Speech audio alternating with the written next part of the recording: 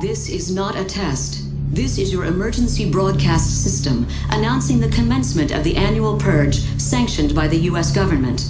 Police, fire, and emergency medical services will be unavailable until tomorrow morning at 7 a.m. when the purge concludes.